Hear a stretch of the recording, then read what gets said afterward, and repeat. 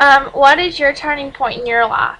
Everyone has a turning point whether you know it or not. My turning point would be September 7th, 2011 is when my world was turned upside down. It began as a normal day. I went to school and Coach Ryan had asked me to come give blood, so I decided, oh yeah, I never gave blood, that'd be a good thing for me to do. I went and gave blood and I got sick. He had to call my grandma to come and get me. We got home. She had made me chicken noodle soup to make me feel better. My grandma had went outside and I looked and she was crying, so I decided to go outside to talk to her and see how she was, to see what was going on. At that point, I had asked her what was wrong. She said nothing and everything's fine.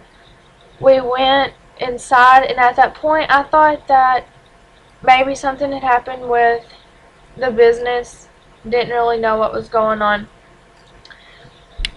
About 10 minutes later, my grandpa and my brother had came home, and my grandpa had said, everyone needs to go to the living room, we need to talk. So we all went to the living room, we had sat on the couch. My grandpa was across the room from us. My brother would not sit down. My grandpa went to talk, and he started crying. I didn't know what was going on, but my brother knew as soon as before he said anything, what was going on. He had asked what happened, where is she?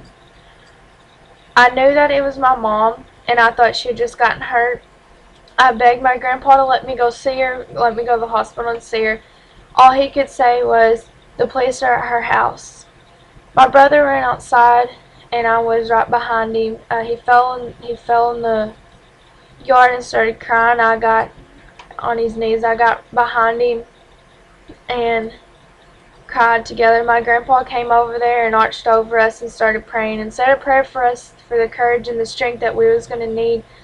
And at the end of the prayer, he looked at me and said, she's in a better place now. I realized then that my mom had passed away and that she wasn't with us anymore. First thing I thought about was Tylen and Lauren, which are my younger brother and sister that were 13 and 14 at the time.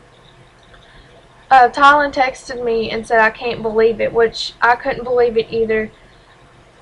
The next day was Thursday. We didn't do anything. Friday, we decided to go plan the funeral, which is probably the hardest thing that I had ever done and probably the hardest thing that I will ever do. We had went and planned the funeral, trying to decide what pictures to choose, what to write in the obituary, what not to do, what casket and all that. It was a lot of stress. We had to decide on all kinds of stuff as a family. But that's one thing that you don't want to do at 16-year-old is plan your mom's funeral. Saturday was kind of a blur. Sunday was the day of the funeral. We had the visitation and funeral together. We decided we was going to have closed casket for the funeral, but we wanted to see what our mom looked like. We went to see her before the funeral, and she didn't look the same. Her face was swollen. It was purple. She was not the one that I remember. I regret going to see her. Her funeral was on September 11th. It was the 10-year anniversary of 9/11, so it was kind of a hard day. After the funeral, I felt a little bit at ease, is kind of how I felt, and I was like, that's the end of it. We're done. Sunday after the funeral, we had went to our grandparents' house, and some of the adults were like, y'all need to come outside, we need to talk to you.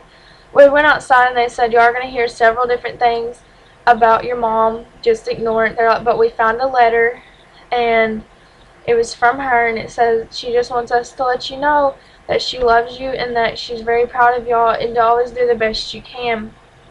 And that the addiction one, she couldn't fight the addiction anymore. To this day, we still have no idea what had happened, but a thing that I have learned from this experience is that you're not promised tomorrow, and you don't know when God's going to take you or someone else. So always live life to the fullest. And another thing that I've learned is you don't know what you got till it's gone.